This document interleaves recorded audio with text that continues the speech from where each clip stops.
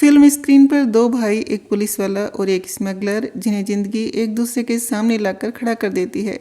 जिंदगी और जिल्लत के दिए घावों को समेटकर एक भाई अपराधी बन जाता है और एक बिल्ला हर बार उसकी हिफाजत करता है। उसकी बाजू पर एक टैटू है जिस पर बचपन में लिख दिया गया था, गद्दार का बेटा।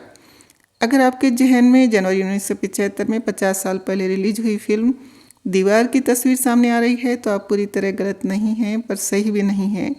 ये सीन हांगकांग में कैंटनीज चीन की एक भाषा में बनी फिल्म टू ब्रदर्स का है, जो दीवार का रीमेक थी। चीनी संस्कृति के हिसाब से 1979 में आई टू ब्रदर्स में कुछ बदलाव किए गए थे। मसलन अमिताभ बच्चन के बिल्ला नंबर 786 के बजाय टू ब्रदर्स में वो 838 नंबर का बिल्ला पहनता है, जो Chinese year of the horse का प्रतीक है।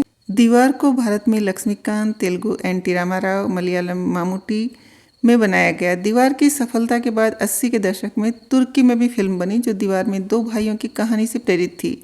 हालांकि हर भाषा की फिल्मों में कहानी में अपने अपने हिसाब से बदलाव किए गए।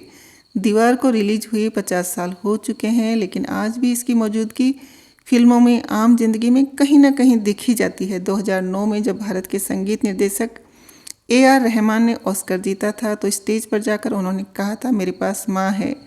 4 शब्दों का छोटा सा वाक्य कहने को तो ये 1975 में आई फिल्म दीवार का एक डायलॉग है, लेकिन सिनेमा और समाज में इसकी अहमियत इससे कहीं ज़्यादा है। क्या 50 साल बाद भी दीवार फिल्म प्रासंगिक है? तो इस पर विनय लाल ने अपने लेख दीवारें, footpath, the city and the angry young man में लिखा था, आप शायद ये सोच सकते हैं कि दीवार पुरानी हो चुकी है, लेकिन ये साफ है कि बदले सांस्कृतिक परिवेश, बदलती सिनेमाई भाषा और बदल चुके राजनीतिक माहौल के बावजूद दीवार की अपनी पहचान रत्ती भर भी कम नहीं हुई है। दीवार की कहानी को कई परतों में पढ़ा जा सकता है। ये एक बच्चे को बचपन में मिली जिल्लत की कहानी है, जिसकी बाजू पर लिख दिया जाता है, मेरा बाप चोर है।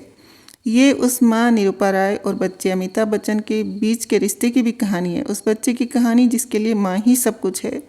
दीवार की कहानी बॉलीवुड की विख्यात लेखक जोड़ी सलीम जावेद की कलम से निकली थी। इनकी फिल्मों में अक्सर माँ को लेकर ताना बाना रहता है, फिर चाहे वो त्रिशूल हो या दीवार। एंग्री यंग मैन नाम की सीरीज में जावेद अख्तर इसकी वजह बताते हैं, मैं 8 साल का था तब मेरी माँ गुजर गई। आखिर बार मैंने उन्हें कफन में देखा था।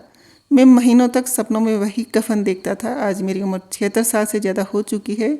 मैं आज भी उस औरत की कमी महसूस करता हूँ जिसे मैंने तब खो दिया था जब वह 36 साल की थी। वहीं सलीम खान अमेजॉन की सीरीज एंग्री यंग मैन में कहते हैं, 5 से 9 साल की उम्र तक मैं अपनी माँ से कभी नहीं मिला।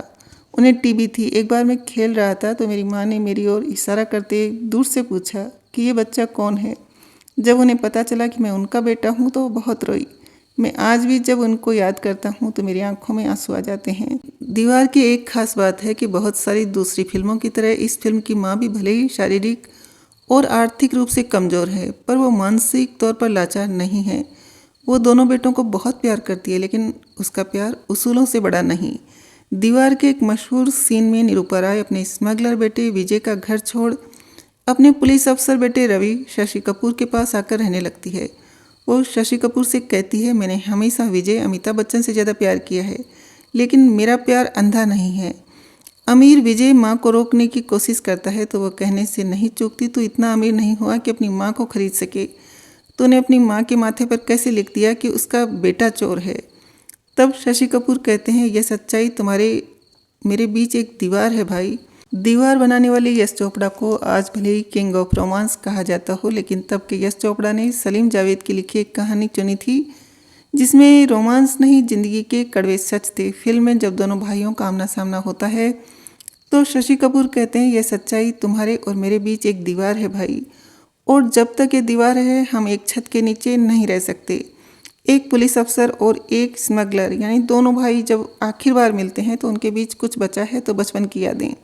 घर से दूर एक पुल के नीचे जब दोनों मिलते हैं तो शशि कपूर कहते हैं, आज जब हम दोनों के बीच सारे पुल टूट चुके हैं तो बस यही एक पुल बचा था, ये पुल जिसके नीचे हमने अपना बचपन गुजारा। दीवार को देखते हुए हिंदी फिल्मों के कई हिंसक दृश्य याद आते हैं जिसमें ज़बरदस्त खून खराबा है, मारधाड़ है, लेकिन दीवार का एक सीन ऐसा है जिसमें बाहरी तौर पर कोई हिंसा नहीं, फिर भी वो सबसे हिंसक, दिल को हिला देने वाला सीन है, क्योंकि उसमें हुई हिंसा जिस्मानी नहीं भावनात्मक है। यहाँ उसी दृश्य की बात हो रही है जब एक छोटे बच्चे को लोग उसके बाप के भाग जाने के बाद घेर लेते हैं और उसकी बाजू पर लिख देते हैं, मेरा बाप चोर है। दीवार जनवरी 1975 में रिलीज हुई थी और उसके कुछ महीनों के बाद ही भारत में आपातकाल की घोषणा हो गई थी। दीवार में बेरोजगारी, सिस्टम के खिलाफ गुस्सा और बगावत के जो तेवर दिखाए गए थे, इत्तेफाकन वो सब आने वाले दिनों में पर्दे के बाहर असल जिंदगी में सड़कों पर भी दिखाई देने लगे थे। दीवार का निर्माण गुलशन राय ने किया था। गुलशन राय इस फिल्म के लिए राजेश खन्ना को साइन कर चुके थे, लेकिन सलीम जावेद अमिताभ बच्चन को ही अपनी इस कहानी में लेना चाहते थे। फिल्म में परवीन बॉबी और नीतू सिंह ने भी काम किया था। जिस अंदाज में परवीन बॉबी को दिखाया गया वो उस दौर की फिल्मों से काफ़ी अलग था। दीवार की खूबी यह थी कि परवीन बॉबी के रोल को न तो नैतिकता के चश्मे से किसी नीचे नज़र से दिखाया गया और न ही आधुनिकता के किसी पैमाने पर बढ़ा चढ़ाकर। वैसे शोले और दीवार की शूटिंग एक साथ हुई थी। अमिताभ बच्चन ने ट्विटर पर लिखा था कि मुंबई में पूरी रात और सुबह 6 बजे तक दीवार के क्लाइमैक्स सीन की शूटिंग चलती थी और वहीं से फ्लाइट लेकर बेंगलोर शोले के लिए निकल जाते थे। दीवार को 7 फिल्म फेयर पुरस्कार दिए गए, लेकिन उस साल का सर्वश्रेष्ठ अभिनेता का पुरस्कार अमिताभ बच्चन को नहीं मिला था। संजीव कुमार आंधी और शोले के लिए नामांकित हुए थे और ये अवार्ड उन्हें आंधी के लिए मिला था।